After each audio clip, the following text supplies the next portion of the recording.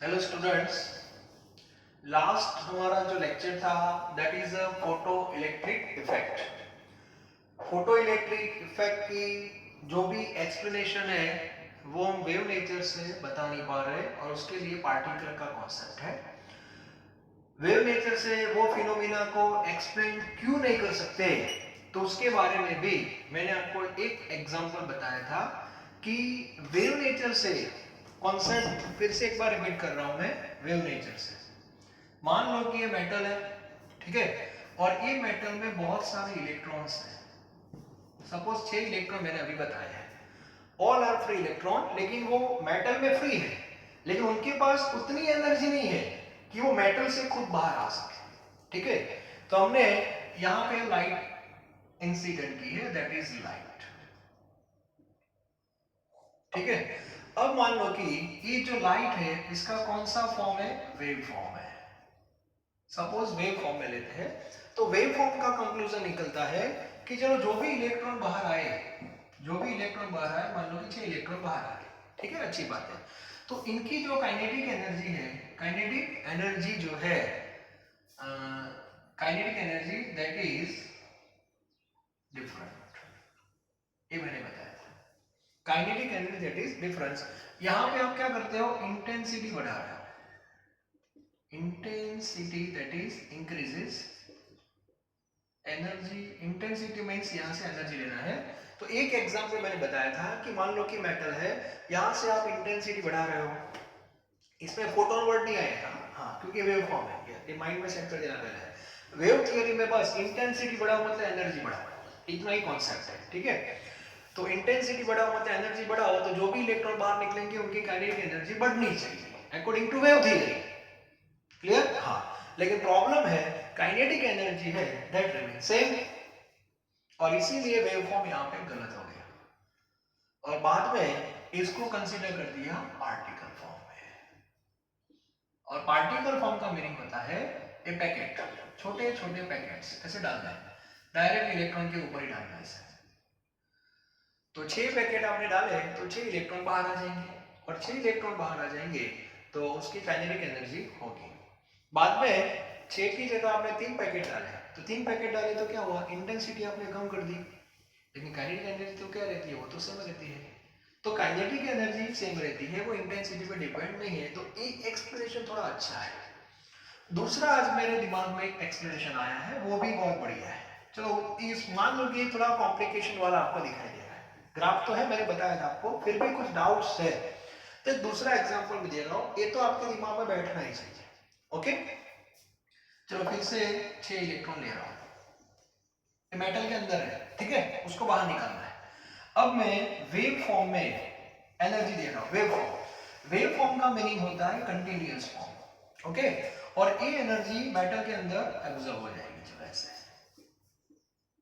अब मुझे बताओ, ये सबको जो इलेक्ट्रॉन है, सबको जो एनर्जी मिलेगी उस पर थोड़ा टाइम लगेगा कि नहीं, क्योंकि एनर्जी स्प्रेड हो रही है पूरे मेटल में, ऐसे स्प्रेड हो रही है।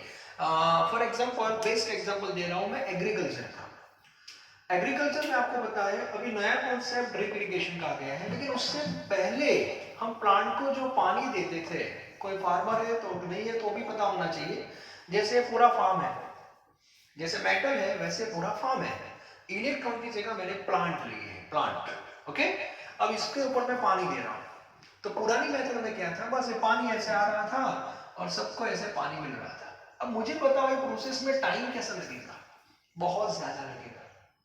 ये जो लास्ट पे यहाँ पे जो होता है उसको तो यहां से पहुंचने में टाइम कितना, बहुत ज्यादा लगेगा, सही है कि नहीं?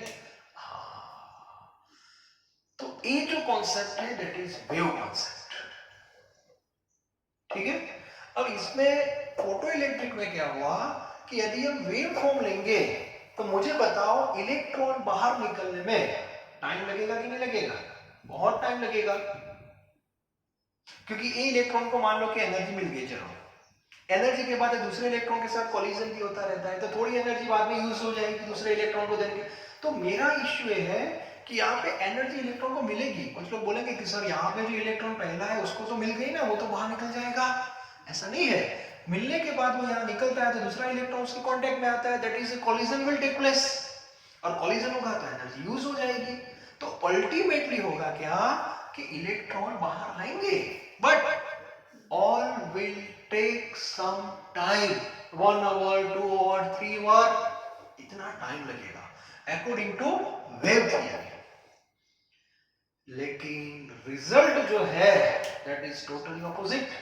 रिजल्ट क्या है, जैसे ही आपने एनर्जी पास की इमीडिएटली इलेक्ट्रॉन बाहर आ गए, इमीडिएटली बाहर आ गए। इसका मीनिंग क्या हुआ?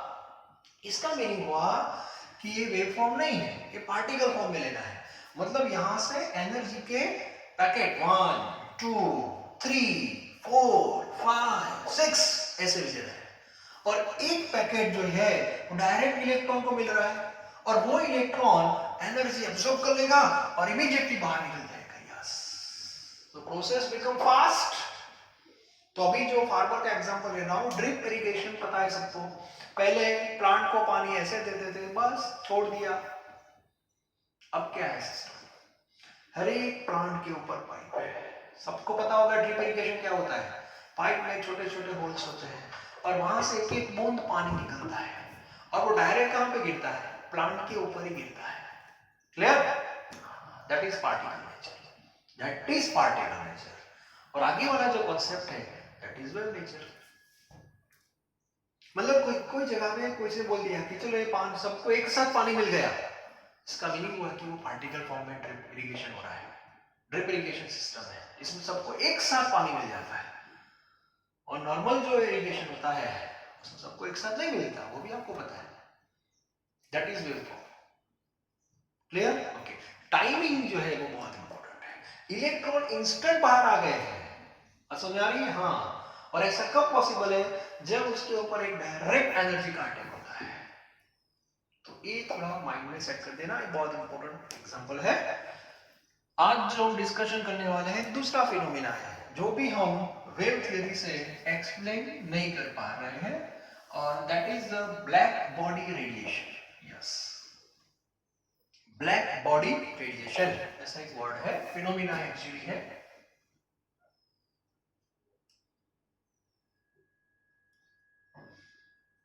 Black body radiation. ओके, तो एक्चुअली ये फिनोमेना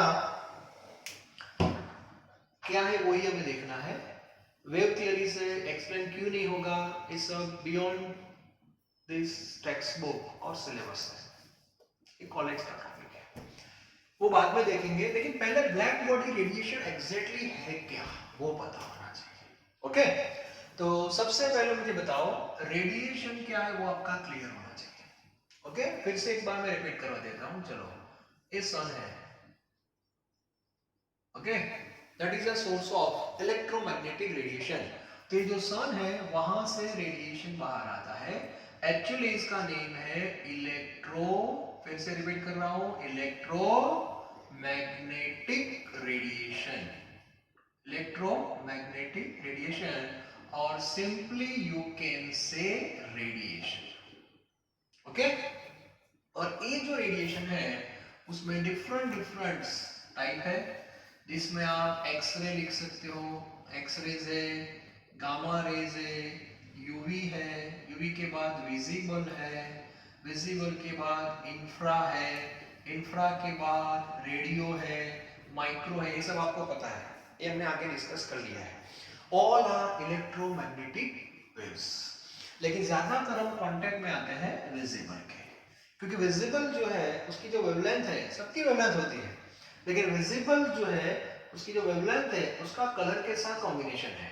और कौन कौन से कलर वो भी हमें पता है, that is V I B G Y O and R, विज्ञान। तो एक्चुअली ये जो विजिबल लाइट है जिसको हम नॉर्मल लाइट बोलते हैं, लाइट मतलब क्या, visible light, actually visible light है एक्चुअली वर्ड, लेकिन विजिबल हम यूज नहीं करते, सिंपली लाइट बोलते हैं। क्लियर? तो जो विजिबल लाइट है that is a part of electromagnetic radiation, ये पहले आपका क्लियर होना चाहिए।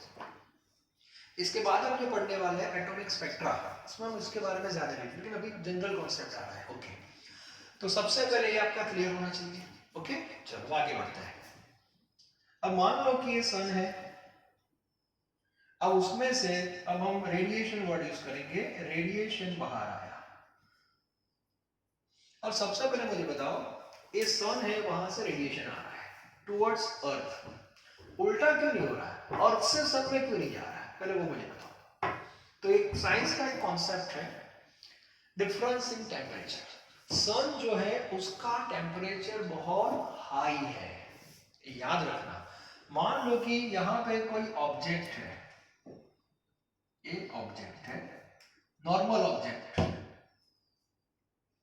नॉर्मल ऑब्जेक्ट है, अभी मान लो अभी ये रूम टेम्परेचर पे है, अभी इसका टेम्परेचर लेकिन ये रूम टेम्परेचर है, और सन जो है दैट इज हाई टेम्परेचर, सन है वो हाई टेम्परेचर पे है। अब यहां से रेडिएशन निकला, क्योंकि इसका हाई टेम्परेचर है और इसका लो टेम्परेचर है, रूम टेम्परेचर मतलब लो टेम्परेचर, ओके। तो टेम्परेचर का डिफरेंस है, तो ऑब्वियसली जो रेडिएशन है वो हाई टेम्परेचर से लो टेम्परेचर में ही जाता है, क्लियर। तो ये सन है, उसका रेडिएशन है वो ऑब्जेक्ट को मिलेगा, ये नॉर्मल ऑब्जेक्ट है, अभी ब्लैक बॉडी की बात नहीं कर रहा है, क्लियर, ओके। रेडिएशन क्या है वो क्लियर है आपका। अब ये ऑब्जेक्ट क्या करता है, उसका नेचर नॉर्मल ऑब्जेक्ट है, ठीक है। तो मान लो कि यहां से सन जो है उसमें से 100% रेडिएशन निकला, कितना परसेंट? 100% निकला, सब आ गए मान लो कि इसमें सब मान लो ऐसा अभी, ठीक है। इसमें से कितने पार्ट हो गए वो मैं आपको बताता हूं। 10% जो था वो रिफ्लेक्ट हो गया, रिफ्लेक्ट मतलब वो वापस चला गया, रिफ्लेक्शन फिनोमेना जिसको बोलते हैं, ठीक है, उसको रिफ्लेक्शन बोलते हैं। बाद में ऐसा मान लो कि 10% जो था वो ट्रांसमिट हो गया, ट्रांसमिट हो गया मतलब ये जो ऑब्जेक्ट है उसके बीच बीच में स्पेस होती है, पूरा सॉलिड तो है नहीं, थोड़ी तो गैप रहेगी, तो वहां से मान लो कि वो निकल गया 10%। 10% डायरेक्ट निकल गया अंदर से, मतलब करके निकल गया।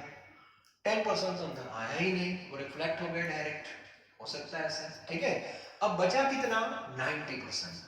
तो जो 90% था, 90% था वो एब्जॉर्ब हुआ, यस 90% एब्जॉर्ब हुआ, मतलब जो रेडिएशन था उसके 3 पार्ट हो गए, एनर्जी के 3 पार्ट हो गए, reflection, transmission and absorption, clear. चलो अब क्या हो रहा है वो देखो। अब ये टेम्परेचर जो था, ऑब्जेक्ट का जो टेम्परेचर था, now that will increase slowly slowly. इसका रीजन 90% एनर्जी क्या हो रही है? एब्सॉर्ब हो रही है, यस, इनसाइड द ऑब्जेक्ट, और उससे वो ऑब्जेक्ट है उसका टेम्परेचर बढ़ेगा। अब जैसे ही इसका टेम्परेचर बढ़ेगा, ये सराउंडिंग है, ओके। पहले सराउंडिंग का ही पार्ट था, लेकिन सराउंडिंग का टेम्परेचर होता है सपोज 25, इसका पहले 25 ही था, क्लियर, इसका पहले 25 ही था, ये क्लियर होना चाहिए, ओके। इसका पहले 25 था, ये जो सन है उसका बहुत हाई टेम्परेचर था, तो यहां से एनर्जी उसको मिली, तो ये 25 टेम्परेचर है, अब क्या होगा? इंक्रीज होगा। फॉर एग्जांपल 100 हो गया इसका टेम्परेचर, अब इसका 100 हो गया, और ये तो 25 है सराउंडिंग, तो अब डिफरेंस किसके बीच में होगा? इन दोनों के बीच में होगा। पहले इन दोनों के बीच में डिफरेंस था, तो एनर्जी यहां से इधर आई, बात समझ आ रही है, ओके। अब इसका टेम्परेचर ज्यादा हो गया, हाँ, लेकिन इससे तो कम ही होगा, टेंशन मत लेना, इससे तो कम ही रहेगा, वरना उल्टा नहीं होगा, हाँ, यस, ठीक है। तो इसका टेम्परेचर बढ़ेगा कंपेयर टू दिस, तो अब क्या होगा? तो ये जो ऑब्जेक्ट है वो रेडिएशन बाहर निकालेगा, यस, ये रेडिएशन बाहर निकालेगा according to temperature, according to temperature. अब ये रेडिएशन जो बाहर आएगा वो कोई भी आ सकता है इसमें से। अब मान लो कि इसमें से विजिबल को मैं पकड़ रहा हूं, विजिबल में इतने सारे कलर्स आते हैं। अब मान लो कि पर्टिकुलर टेम्परेचर है, सपोज 100 डिग्री टेम्परेचर है, तो 100 डिग्री पे सपोज रेड कलर की जो वेवलेंथ है वो सेट हो गई, तो सराउंडिंग में मान लो कि यहाँ पे आप खड़े हो, तो वो लाइट आपके कांटेक्ट में आएगी, तो आपको ये ऑब्जेक्ट रेड कलर का दिखाई देगा। वो टेम्परेचर पे डिपेंड करता है कि कितना टेम्परेचर है। टेम्परेचर और ज्यादा इंक्रीज करोगे तो इसका कलर चेंज हो सकता है। तो पहले इतना क्लियर करो कि रेडिएशन कहां से जा रहे हैं, ओके। तो ये नॉर्मल ऑब्जेक्ट में एक कंडीशन होती है। तो ये नॉर्मल, हाँ ये तो सन का हो गया ना, ये पार्ट हमारा अभी ये था, यस ये नॉर्मल ऑब्जेक्ट का रेडिएशन था, नॉर्मल ऑब्जेक्ट का रेडिएशन। अब बात करते हैं ब्लैक बॉडी किसको बोलते हैं, ठीक है, ब्लैक बॉडी किसको बोलते हैं। देखो ब्लैक बॉडी का मीनिंग क्या होता है।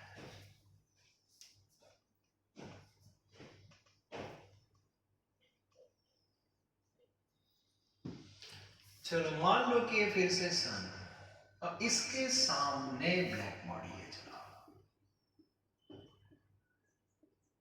ब्लैक बॉडी मतलब ऐसा नहीं कि सर वो ब्लैक कलर है, वो माइंड से निकाल दो कि वो ब्लैक कलर का है, ओके। चलो अब मैंने सन के सामने ब्लैक बॉडी को रख दिया, ऐसा मान लो, सेम कंपैरिजन कर रहे हैं हम लोग। चलो यहां से रेडिएशन आया डायरेक्ट ब्लैक बॉडी के ऊपर, ठीक है, ओके यस गुड। अब मुझे बताओ ब्लैक बॉडी और नॉर्मल ऑब्जेक्ट में क्या डिफरेंस है, नॉर्मल बॉडी और ब्लैक बॉडी। नॉर्मल बॉडी में रेडिएशन के 3 पार्ट हो गए थे, क्लियर। 10% मैंने रिफ्लेक्शन में दे दिया था, 10% ट्रांसमिशन में दे दिया था, 90% को ही मैंने एब्जॉर्प्शन में डाला था, क्लियर। नॉर्मली सब बॉडी ऐसी होती है, नॉर्मली ऐसी होती है। हाँ ब्लैक बॉडी है, that is ideal concept, real में ऐसी कोई बॉडी है ही नहीं, फिर भी एक इमेजिनरी बॉडी हमने एग्जांपल लिया है। तो मुझे बताओ इसमें क्या होगा। तो 100% जो रेडिएशन बाहर आ रहा है, क्लियर, उसका 100% एब्जॉर्प्शन हो जाएगा, 100% observation, no transmission, no reflection, only and only absorption, yes 100% absorption हो जाएगा। 100% एब्जॉर्प्शन होने के बाद उसका टेम्परेचर क्या होगा, इंक्रीज होगा, जैसे यहां पे हो रहा है, ठीक है। यहां पे क्या हो रहा था, 90% एब्जॉर्ब हो रहा था, और 90% के बाद जो भी टेम्परेचर है उस हिसाब से उसका रेडिएशन निकलता है। यहां पे कॉन्सेप्ट एक स्टेप आगे है, 100% एब्जॉर्प्शन हो गया, इसकी कंपेयर में 100% हो गया, और टेम्परेचर जब आप बढ़ाओगे उसका, या तो हीटिंग होगा, तो 100% एमिशन भी होगा, यस 100% एमिशन होगा। मतलब ब्लैक बॉडी एक ऐसा कॉन्सेप्ट है जो लाइट को 100% एब्जॉर्ब भी कर रहा है और 100% एमिट भी कर रहा है, 100% एमिट कर रहा है। ये जो सन है ना, सन वो 100% रेडिएशन दे रहा है, मतलब सन है उसमें से सब निकल रहा है, ऑल। तो इसका मीनिंग क्या हुआ, you can consider sun as a black body, yes sun को ब्लैक बॉडी आप बोल सकते हो रिगार्डिंग एमिशन, क्योंकि सन है उसकी बॉडी में से ही 100% सब रेडिएशन बाहर निकलता है, सब एक्सरे एक्सरे सब कुछ बाहर निकलता है उसमें से, तो उसको भी हम बोल सकते हैं ब्लैक बॉडी, वो ब्लैक नहीं है फिर भी बोल सकते हैं, ठीक है। मतलब ऐसा कोई ऑब्जेक्ट जो 100% एब्जॉर्ब कर रहा है एनर्जी को और बाद में उसको एमिट भी कर रहा है 100%, दैट इज ब्लैक बॉडी। अब आइडियली ऐसी कोई ब्लैक बॉडी है ही नहीं, ओके। फिर भी केमिस्ट्री में एक सब्सटेंस है that is called carbon black, carbon black है, कार्बन ब्लैक है, वो 99% रेडिएशन को एब्जॉर्ब कर रहा है, मतलब उसके ऊपर जब आता है तब 99 को एब्जॉर्ब कर रहा है, ठीक है। तो ब्लैक बॉडी का कोई ऐसे कोई एग्जांपल हमारे पास है नहीं, लेकिन कार्बन ब्लैक जो है उसका परसेंटेज के हिसाब से हम थोड़ा उसको सेट कर सकते हैं, और कैसे उसको एग्जांपल फॉर्म में हम ले सकते हैं वो आप देखो। अभी हमारा टाइटल क्या है, बस ब्लैक बॉडी रेडिएशन, तो पहले रेडिएशन क्या है वो पता होना चाहिए और ब्लैक बॉडी क्या है वो पता होना चाहिए, ओके। अब ब्लैक बॉडी का वैसे तो कोई एग्जांपल है नहीं, फिर भी हम एक एग्जांपल के फॉर्म में ले रहे हैं। सपोज ए स्फेरिकल एक होलो स्फीयर है, ठीक है, अभी ऐसा होलो स्फीयर है, अब इसके अंदर मैंने एक होल क्रिएट कर दिया, ऐसे ज्यादा नहीं, छोटा होल क्रिएट कर दिया, ओके। और ये जो होल है उसके मतलब वॉल है इनसाइड, ये जो वॉल है यहाँ पे मैंने एक लेयर बना दिया, और ये जो लेयर है ये किसका होगा, कार्बन ब्लैक का है, यस ये कार्बन ब्लैक है, अंदर कोटिंग कर दिया मैंने, यस। अब देखो क्या हो रहा है, एक इमेजिनरी ब्लैक बॉडी में आपको बता रहा हूँ ब्लैक बॉडी कैसे समझना है, ओके, तो ज्यादा इजी हो जाएगा। तो ब्लैक कार्बन ब्लैक भी हो गया आपका। अब यहां से ये जो सन है उसमें से बाहर आया रेडिएशन, चलो रेडिएशन उसके होल में से अंदर जा रहा है, नो ट्रांसमिशन, नो रिफ्लेक्शन, पहले क्लियर, 100% एब्जॉर्प्शन। अब उसको हम कैसे सेट करेंगे? तो मान लो कि ये लाइट जब अंदर चली गई, चलो, तो अंदर जाने के बाद कार्बन ब्लैक है, तो 99% वो क्या कर देगा, एब्जॉर्ब कर देगा, 99%। अब 1% का क्या हो गया, तो 1% यहां से जो बाहर आया, 1% जो बाहर आया वो रिफ्लेक्ट हो रहा है, दैट इज रिफ्लेक्शन। अंदर सब चला गया, रिफ्लेक्शन कांटेक्ट के बाद, कांटेक्ट मैंने दिया है, डायरेक्ट अंदर डाल दिया उसको, ठीक है। तो इनिशियल लेवल पर रिफ्लेक्शन नहीं हो रहा है, ये होल इसलिए मैंने क्रिएट किया है, हाँ 100% अंदर घुस के जाने से। अब देखो क्या हो रहा है, 99% तो एब्जॉर्ब अंदर हो गया ब्लैक कार्बन ब्लैक में, 1% नहीं हुआ वो बाहर आया, लेकिन बाहर जाएगा किधर, वापस यहाँ कांटेक्ट में आएगा, किसके कांटेक्ट में, कार्बन ब्लैक के कांटेक्ट में आएगा। जैसे ही कार्बन ब्लैक के कांटेक्ट में आएगा, फिर से यहाँ पे जो 1% था उसका 99% एब्जॉर्ब हो जाएगा, जो 1% था उसका भी 99% एब्जॉर्ब हो गया। अब बचेगा थोड़ा 1%, ओके, तो उसका वापस रिफ्लेक्शन होगा ऐसे। ये जो ऊपर गया उसका 99 यहाँ पे फिर क्या हो जाएगा, एब्जॉर्ब हो जाएगा, और इसका 1% रिफ्लेक्ट होगा ऐसा। जो 1% रिफ्लेक्ट हुआ इसका 99% एब्जॉर्ब होगा। तो ग्रेजुअली अल्टीमेटली क्या होगा, अल्टीमेटली होगा कि ये पूरी जो लाइट है, रेडिएशन है, वो 100% अंदर हो जाए, क्योंकि बाहर कुछ निकलेगा ही नहीं, नो रिफ्लेक्शन, ओके। और फाइनली जितना भी रेडिएशन था वो पूरा बॉडी के अंदर एब्जॉर्ब हो गया, and that is 100%, yes that is 100%, and such a body is known as black body. Is it clear? Okay. तो ये ब्लैक बॉडी है। अब मान लो कि ये होल मैंने चलो यहां से भी बंद कर दिया, टेम्पररी ऐसा मान लो, ओके। और टेम्पररी बंद करने के बाद मैंने क्या किया, फिर से आप देखो, ये हो गया एब्जॉर्प्शन, हो गया ये पहला एब्जॉर्प्शन, क्लियर, ओके। एब्जॉर्प्शन के बाद ये ब्लैक बॉडी को, इसका टेम्परेचर हाई हो जाएगा, टेम्परेचर हाई हो गया, और टेम्परेचर हाई होने के बाद फिर से मैं यहां से होल क्रिएट कर रहा हूं, यहां पे मान लो जैसे मैंने होल क्रिएट किया, तो जितना भी एब्जॉर्प्शन हुआ था अंदर वो सब बाहर आ गया, वो भी 100%, and that is black body radiation, that is black body radiation. और ये जो रेडिएशन बाहर आएगा वो धीरे धीरे आएगा, क्योंकि टेम्परेचर भी स्लोली अंदर इंक्रीज हुआ होगा ना, तो टेम्परेचर भी धीरे धीरे डाउन रहेगा, और टेम्परेचर के साथ साथ रेडिएशन स्टार्ट हो जाएगा। So that phenomena is known as black body radiation. फिर से रिपीट कर रहा हूं, एक पूरा होल है, होलोस्फीयर, वहां पे मैंने कार्बन ब्लैक रखा था, अंदर मैंने रेडिएशन डाल दिया 100%, 100 में से 99 कार्बन ब्लैक ने एब्जॉर्ब किया, 1% का रिफ्लेक्शन हुआ, लेकिन वो रिफ्लेक्शन अंदर ही रहेगा, 1% का 99 फिर से एब्जॉर्ब होगा, फिर से 1% रिफ्लेक्ट होगा, and finally all radiation absorb, no reflection. So 100% absorption का कॉन्सेप्ट ये है, ओके। और बाद में उसका टेम्परेचर बढ़ेगा, टेम्परेचर के बाद उसका रेडिएशन स्टार्ट हो जाएगा, that is black body radiation. मतलब रेडिएशन बाद में होता है, पहले वो उस ऑब्जेक्ट को एब्जॉर्प्शन करना होता है, हाँ अपने आप थोड़ी रेडिएशन होगा। मुझे गुस्सा कब आएगा, कोई मेरे ऊपर चिल्लाएगा, बाद में मुझे गुस्सा आएगा, यस, एक कॉन्सेप्ट क्लियर होना चाहिए, ओके। तो ये ब्लैक बॉडी रेडिएशन है, और ब्लैक बॉडी रेडिएशन जो है उसका एक ग्राफ दिया है टेक्स्ट बुक में, वो थोड़ा मैं आपको बता दूं, इसके बारे में ज्यादा डिस्कशन हम नहीं करने वाले हैं, यस, क्योंकि ये बियॉन्ड सिलेबस है, ओके। तो सबसे पहले यहाँ पे वेवलेंथ दी है, वेवलेंथ है that is lambda in terms of nanometre, okay. और यहाँ पे है आई मींस इंटेंसिटी, इसका एक ग्राफ है। ये ब्लैक बॉडी का जो रेडिएशन हो रहा है, बाहर हो रहा है, उसको कैसे स्टडी किया, उसका एनालिसिस किया, और एनालिसिस में दो ग्राफ बनाए, मतलब intensity versus wavelength.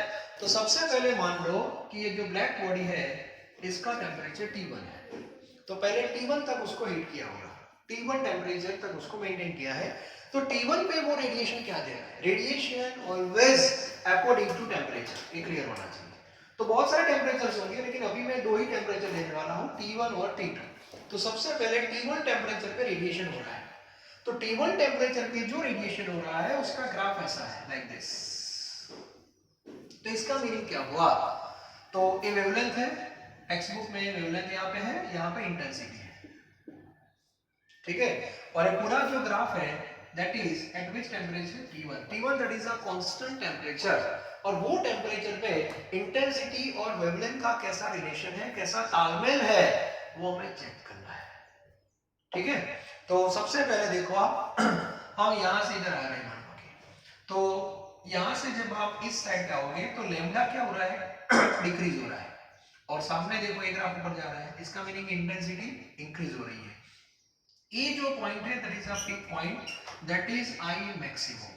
I maximum means intensity maximum हो रही है, और अकॉर्डिंग टू दिस वेवलेंथ, ये पता होना चाहिए। ऐसा ही ग्राफ दिया, बाद में फिर से इंटेंसिटी डिक्रीज हो रही है विद डिक्रीजिंग लैम्डा। याद रखना ये जो पार्ट है उसमें लैम्डा डिक्रीज हो रहा है, लैम्डा डिक्रीज हो रहा है यहाँ से इधर तक, तो इंटेंसिटी इंक्रीज हो रही है, और ये मैक्सिमम हो गया। इसके बाद फिर से लैम्डा जब डिक्रीज हो रहा है, क्योंकि लैम्डा तो डिक्रीज हो रहा है, तो इंटेंसिटी में देखो फिर से वेरिएशन हो रहा है। तो ब्लैक बॉडी रेडिएशन का रिजल्ट ऐसा है, ओके। बाद में दूसरे दिन ट्यूसडे T2 टेम्परेचर पे रेडिएशन हुआ अंदर, T2 पे हुआ, इसका टेम्परेचर हो गया, तो बाद में उसका रेडिएशन स्टडी किया, तो T2 टेम्परेचर का जो रेडिएशन था वो भी इसका ग्राफ ऐसा ही मिला, सेम ग्राफ ऐसा ही। ये आपका T2 है, तो इसमें भी ये पॉइंट मिला आई मैक्सिमम। तो ये जो ग्राफ है that is black body radiation. जो रेडिएशन निकलता है उसकी जो वेवलेंथ है और उसकी इंटेंसिटी जो बाहर आ रही है एट कांस्टेंट टेम्परेचर, उसका रिजल्ट है, और इसका एक ग्राफ है। ग्राफ हो गया, कहां से आया वो आपको चेक नहीं करना है, बस ये ग्राफ आ गया, फिनिश, ओके। अब देखो क्या हो रहा है, अब मैं एक ही लाइन लिख रहा हूं, वो आपको माइंड में सेट करनी है, बस ज्यादा दिमाग मत लगाना वरना पागल हो जाओगे, ओके। एक ही लाइन में लिख रहा हूं, दिस ग्राफ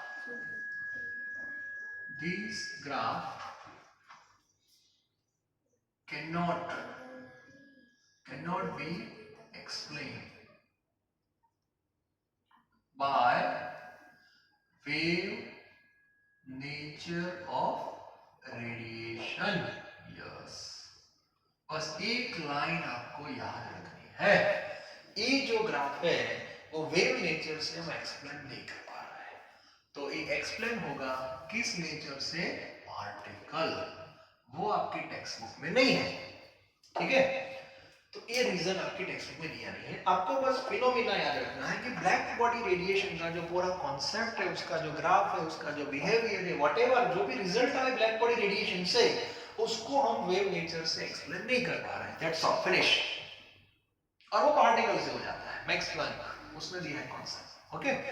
तो अभी आपको इतना याद रखना है, अभी तो बस ऐसा केमिस्ट्री पॉइंट ऑफ व्यू आपके दिमाग में ब्लैक बॉडी क्या है वो पता होना चाहिए। Black body it means not in colour, again I repeat, okay. तो ये क्लियर होना चाहिए, ब्लैक बॉडी का कॉन्सेप्ट सबका क्लियर होना चाहिए। ये डायग्राम मैंने आपको बता दिया, 100% absorption and 100% emission, that is black body. मतलब जो भी गुड एब्जॉर्बर होता है वो गुड एमिशन भी देता है, ये भी क्लियर होना चाहिए, ओके। टेक्स्ट बुक में एक लाइन ली है, आयरन रोड के बारे में लिखा है टेक्स्ट बुक में, जैसे आपके पास आयरन रोड है, ओके, आयरन रोड, यस। अभी इसका टेम्परेचर मान लो कि T1 है, नॉर्मल टेम्परेचर है, 25 डिग्री टेम्परेचर है। आपको पता है 25 पे भी रेडिएशन देता है, ऐसा नहीं। मान लो कि ये आयरन रोड है, अभी इसका टेम्परेचर 25 है, लेकिन अभी क्या होता है पता है, ये ऑब्जेक्ट है और ये सराउंडिंग है रूम, उसका भी 25 है और इसका भी 25 है, तो होगा क्या, जितना एब्जॉर्प्शन होगा उतना एमिशन होगा, दैट इज इक्विलिब्रियम कंडीशन, वो हम थर्मो में पढ़ेंगे, थर्मोडायनेमिक्स, ओके। अभी उसको छोड़ दो, अभी ये 25 पे है, अभी एमिशन हो रहा है, रेडिएशन हो रहा है, लेकिन वो आपको दिखाई नहीं देता क्योंकि वो विजिबल रेंज का नहीं है। आपको जो कलर दिखता है वो कब मिलेगा, जब विजिबल होगा तभी दिखाई देगा ना, हाँ। चलो, तो अभी आयरन रोड है, अभी T1 टेम्परेचर पे है। अब देखो मैं क्या कर रहा हूं, अभी ये कोई कलर का नहीं दिखाई दे रहा है, ठीक है। तो अब मैं इसको हिट कर रहा हूं, चलो अब हम उसको क्या दे रहे हैं, रेडिएशन दे रहे हैं, यस, मतलब एनर्जी दे रहे हैं। रेडिएशन देंगे तो होगा क्या, इसका टेम्परेचर इंक्रीज होगा कि नहीं, वो सब भूल जाओ, रिफ्लेक्शन ट्रांसमिशन वो सब भूल। अभी हम बात करेंगे जो एब्जॉर्ब हो रहा है उसकी बात करेंगे, ओके। अब इसको मैं रेडिएशन दे रहा हूं तो एनर्जी क्या होगी इसमें, एब्जॉर्ब होगी। चलो, क्योंकि फर्दर रेडिएशन कौन देता है, एनर्जी का जो पार्ट एब्जॉर्ब हुआ वही रेडिएशन देता है, तो अभी हम उस पर फोकस कर रहे हैं, ओके, यस। तो ये जो रेडिएशन एब्जॉर्ब हुआ उससे टेम्परेचर क्या होगा, इंक्रीज होगा, और जैसे ही टेम्परेचर इंक्रीज होगा यहां से एमिशन स्टार्ट हो जाएगा, एमिशन ऑफ रेडिएशन स्टार्ट हो जाएगा। और मान लो कि आप यहाँ पे खड़े हो, तो यहाँ पे जब आप खड़े हो तो आपको पता होना चाहिए कि ये जो आयरन रोड है इसका कलर आपको रेड दिखाई देता है। ऐसा क्यों, क्योंकि यहाँ से जो एमिशन हुआ, जो विजिबल निकला, और विजिबल में भी पर्टिकुलर कौन से वेवलेंथ वाला visible, according to red colour, और इसीलिए आपको रेड कलर का आयरन रोड दिखाई देगा, ठीक है। फिर से टेम्परेचर बढ़ाते जाओ, टेम्परेचर फिर से इंक्रीज करो, टेम्परेचर जितना ज्यादा इंक्रीज होगा उतनी ज्यादा एनर्जी अब्सॉर्ब होगी, एडिशन भी एमिशन भी स्टार्ट हो जाएगा। आफ्टर सम टाइम आप देखना डार्क रेड हो जाएगा, यस। फिर भी हीटिंग देते जाओ हीटिंग देते जाओ, तो बीच में आपको व्हाइट कलर हो जाएगा, व्हाइट के बाद फाइनली आप देखना ब्लू कलर आपको दिखाई देगा। अब बात समझ में आ रही है, आयरन रोड किस कलर का दिखाई देगा, वो पर्टिकुलर टेम्परेचर पे डिपेंड है कि वो किस टेम्परेचर पे पहुंचा। Temperature indicate level of thermal energy, level दिखाता है, और वो परसेंटेज दिखाई देता है। That is one type of radiation. लेकिन एक नॉर्मल ऑब्जेक्ट है, आयरन रोड है वो नॉर्मल ऑब्जेक्ट है, तो उसका एक रेडिएशन का कॉन्सेप्ट है कि चलो ऐसे आपने हीट दे दी तो एब्जॉर्प्शन होगा, और एब्जॉर्प्शन के बाद उसका एमिशन होगा। तो बेसिक कॉन्सेप्ट क्या है ये पहले क्लियर कर दो। किसी भी ऑब्जेक्ट के ऊपर जब रेडिएशन फॉल होता है बाहर से, तो बेसिकली उसके तीन पार्ट हो जाते हैं, reflection, transmission and absorption. We are interested in absorption, और जो जिस एनर्जी का एब्जॉर्प्शन हुआ उससे टेम्परेचर बढ़ता है। Energy that represent quantity of energy, thermal energy, and temperature indicate level. और एनर्जी जब एब्जॉर्ब होगी जितनी ज्यादा उतना टेम्परेचर हाई होगा, तो पर्टिकुलर टेम्परेचर पे वो बॉडी फिर से एमिशन करनी स्टार्ट कर देती है, यस, दैट इज रेडिएशन। जो आया था वो भी रेडिएशन ही था, लेकिन अभी बॉडी की मैं बात कर रहा हूं, तो उसने भी रेडिएशन किया हीटिंग के बाद। And radiation always occur from high temperature to low temperature, ये क्लियर होना चाहिए। सन है वहां से रेडिएशन अर्थ पे आता है, उल्टा देखा कभी आपने, ऐसा क्यों नहीं होता, सन का टेम्परेचर ज्यादा है कंपेयर टू अर्थ, इफेक्ट है। और ब्लैक बॉडी का कॉन्सेप्ट क्या है, जब रेडिएशन फॉल होता है उसके ऊपर तो 100% एब्जॉर्प्शन हो जाता है, 100% absorption, no reflection, no transmission.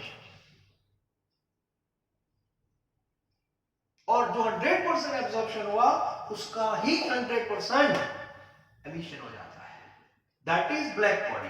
Real में ऐसी कोई बॉडी है ही नहीं, लेकिन आप एक एजम्पशन के बेस पे डायग्राम के फॉर्म में आप रिप्रेजेंट कर सकते हो।